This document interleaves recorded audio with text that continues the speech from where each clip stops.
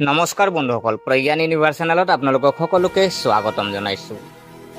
প্ৰিয় দৰ্শক, আপুনি জানেনে যে ছেপ্টেম্বৰ মাহত তুলা ৰাশিৰ জাতক জাতিকাৰ বাবে ভাগ্যৰ কথা প্ৰমাণিত হ'ব পাৰে। আপোনাৰ কেৰিয়াৰত ডাঙৰ সুযোগ পাবনে? আপোনাৰ প্ৰেম জীৱনত সুখ আৰু নতুন আৰম্ভণি হ'বনে?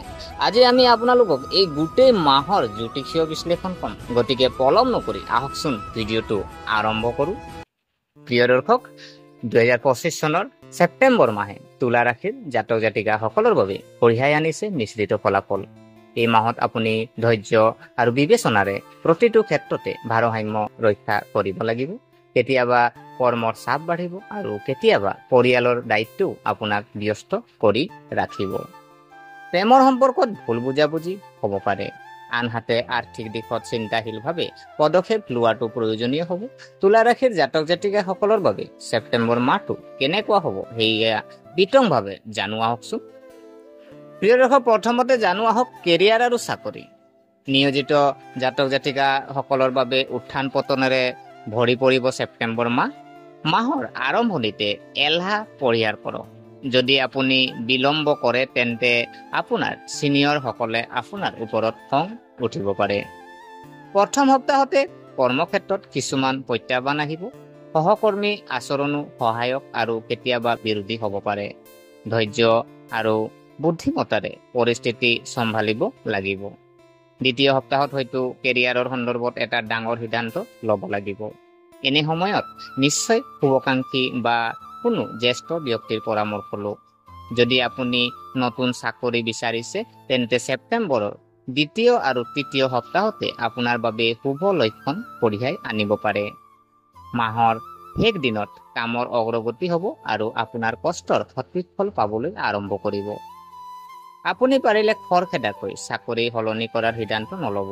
ধৈৰ্য ধৰক, সঠিক সময়ত নিশ্চয় সফলতা লাভ কৰিব।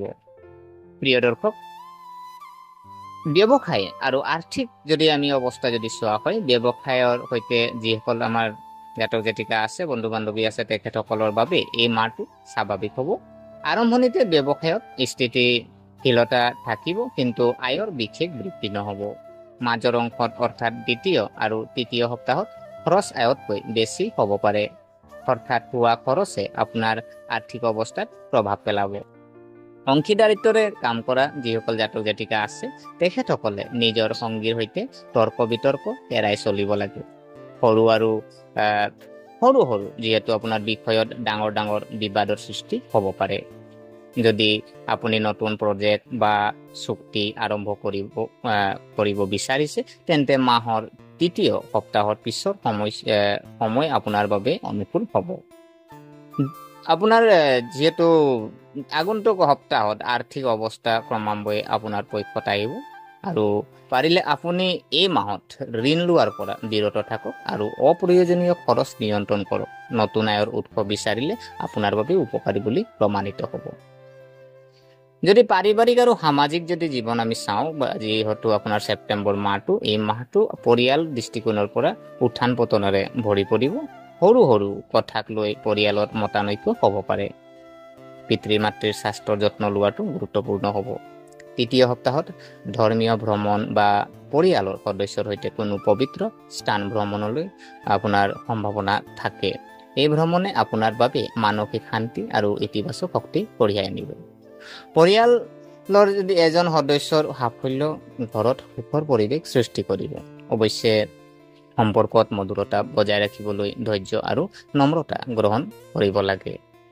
আপুনি পাৰিলে পৰিয়ালৰ সকলোৰে অনুভৱক সন্মান কৰক আৰু কোনো ধৰণৰ বিবাদ বৃদ্ধিৰ পৰা বিৰত থাকক। প্ৰেম আৰু বিবাহিত জীৱন যদি আমি চাওঁ যে ছেপ্টেম্বৰ মাহটো আপোনাৰ বাবে সম্পৰ্কৰ ক্ষেত্ৰত অলপ সাৱধানতা দাবী কৰিছে। ভুল বুজাবুজি সম্পৰ্কত উত্তেজনা আনিব পাৰে। সৰু সৰু কথাক লৈ মতানৈক্য বাঢ়িব পাৰে। যিসকলে নতুন সম্পৰ্ক আৰম্ভ কৰিব বিচাৰে তেওঁলোকে ধৈৰ্যৰে আৰু সময়ৰ বাবে অপেক্ষা কৰিব লাগে। এই মাহটো বিবাহিত জাতক জাতিকাৰ বাবে স্বাভাৱিক হ'ব, কিন্তু পত্নীৰ সৈতে যোগাযোগত মিঠাটা বজাই ৰখাটো প্ৰয়োজন হ'ব। মাহৰ আমি শেষ সপ্তাহত সম্পৰ্ক উন্নত হ'ব আৰু প্ৰেমৰ সম্পৰ্ক পূৰ্বতকৈ অধিক শক্তিশালী হ'ব। পাৰিলে আপুনি সংগীৰ অনুভৱ বুজিব আৰু চিন্তা নকৰাকৈ কঠোৰ শব্দ ব্যৱহাৰ নকৰিব। প্ৰিয় দৰ্শক, আমি যদি শিক্ষা আৰু প্ৰতিযোগিতামূলক আমি পৰীক্ষাৰ যদি চোৱা হয়, যিহেতু ছেপ্টেম্বৰ মাহটো এই মাহটো ছাত্ৰ ছাত্ৰী যিসকল আছে আপোনালোকে প্ৰতিযোগিতামূলক পৰীক্ষাৰ বাবে প্ৰস্তুতি চলোৱা সকলৰ বাবে আপোনাৰ স্বাভাৱিক হ'ব আৰু আৰম্ভণিতে আপুনি পঢ়া শুনাৰ প্ৰতি আগ্ৰহ কম অনুভৱ কৰিব পাৰে। মাজতে আপোনাৰ মনোযোগ আঁতৰি যাব পাৰে, যাৰ ফলত আপোনাৰ পঢ়া শুনাৰ প্ৰভাৱ পৰিব পাৰে। অৱশ্যে তৃতীয় সপ্তাহৰ পিছত পৰিস্থিতিৰ উন্নত হ'ব আৰু আপুনি একাগ্ৰতাৰে অধ্যয়ন কৰিব পাৰিব। প্ৰতিযোগিতামূলক যিহেতু পৰীক্ষাৰ বাবে প্ৰস্তুতি চলোৱা আমাৰ যিসকল জাতক জাতিকা আছে, নিজৰ কঠোৰ পৰিশ্ৰমৰ পূৰ্ণ ফল পোৱাৰ সম্ভাৱনা আছে। আপুনি এলাহ আৰু অসাৱধানতা পৰিহাৰ কৰক, নিয়মীয়াকৈ অধ্যয়ন আৰু সময়ৰ সঠিক ব্যৱস্থাপনাই আপোনাক সফলতা কঢ়িয়াই আনিব। প্ৰিয় দৰ্শক, আমি যদি শাস্ত্ৰৰ যদি আমি চাওঁ যে শাস্ত্ৰৰ দিশটোনো আপোনাৰ ছেপ্টেম্বৰ মাহটো কেনেকৈ হ'ব, আমি যদি চোৱা হয় আপুনি যিহেতু স্বাস্থ্যৰ ক্ষেত্ৰত ছেপ্টেম্বৰ মাহটো বিশেষ যত্ন ল'ব লাগিব। সৰু সৰু সমস্যাবোৰক আওকাণ নকৰিব। পেটৰ লগত জড়িত ৰোগ বা গেষ্ট্ৰিক সমস্যা আপোনাৰ আমনি কৰিব পাৰে। সময়মতে আপুনি চেকআপ কৰি লওক আৰু খাদ্য অভ্যাসৰ প্ৰতি আপুনি গুৰুত্ব দিয়ক। মানসিক চাপেও আপোনাক ভাগৰুৱা কৰি তুলিব পাৰে। এনে পৰিস্থিতিত ধ্যান আৰু যোগাসন কৰাটো আপোনাৰ বাবে উপকাৰী হ'ব। আপুনি সুষম খাদ্য গ্ৰহণ কৰক, অধিক পানী খাওক আৰু পৰ্যাপ্ত পৰিমাণে টোপনি লওক। প্ৰতিকাৰ যদি আমি চাওঁ যে আপুনি এই মাহত কিনো কৰিব, তো আপুনি এই মাহত আপুনি দৈনিক আপুনি শ্ৰী সূক্ত আপুনি পাঠ কৰিব পাৰে বা শুকুৰবাৰে লক্ষ্মী দেৱীক পূজা কৰি আপুনি গোলাপ ফুল আগবঢ়াওক। আৰু আৰ্থিক ভাৰসাম্যৰ বাবে আপুনি ঘৰত নিয়মিতভাৱে কপোৰ আপুনি জ্বলাব লাগে। কপোৰ জ্বলালে ভাল। আজি আপোনাৰ নকাৰাত্মক যি আপোনাৰ সেইখিনিও নাইকিয়া হয়। চ' আজি আপুনি কপোৰ জ্বলাব প্ৰত্যেক দিনা আৰু আৰ্থিক ভাৰসাম্যৰ বাবেও ভাল। গতিকে আজি আমি যদি আৰু নেক্সট যদি আমি চাওঁ, আপুনি আটকজনক বগা কাপোৰ বা চাউল দান কৰিব পাৰে আৰু এই প্ৰতিকাৰে আপোনাৰ জীৱনলৈ ইতিবাচক শক্তি কঢ়িয়াই আনিব আৰু আৰ্থিক মানসিক আপোনাৰ ভাৰসাম্য ৰক্ষা কৰিব। প্ৰিয় দৰ্শক, 2025 চনৰ ছেপ্টেম্বৰ মাহটো তুলা ৰাশিৰ যিসকল আমাৰ জাতক জাতিকা আছে তেখেতসকলৰ বাবে মিশ্ৰিত হ'ব আৰু কেৰিয়াৰ আৰু চাকৰিৰ কঠোৰ পৰিশ্ৰমৰ ফল ক্ৰমান্বয়ে পাব। ব্যৱসায়ত উত্থান পতন হ'ব, কিন্তু ধৈৰ্য ধৰিলে পৰিস্থিতি আপোনাৰ পক্ষত পৰিব। পৰিয়াল আৰু সম্পৰ্কত উত্তেজনা আৰু কেতিয়াবা সুখৰ সৃষ্টি হ'ব।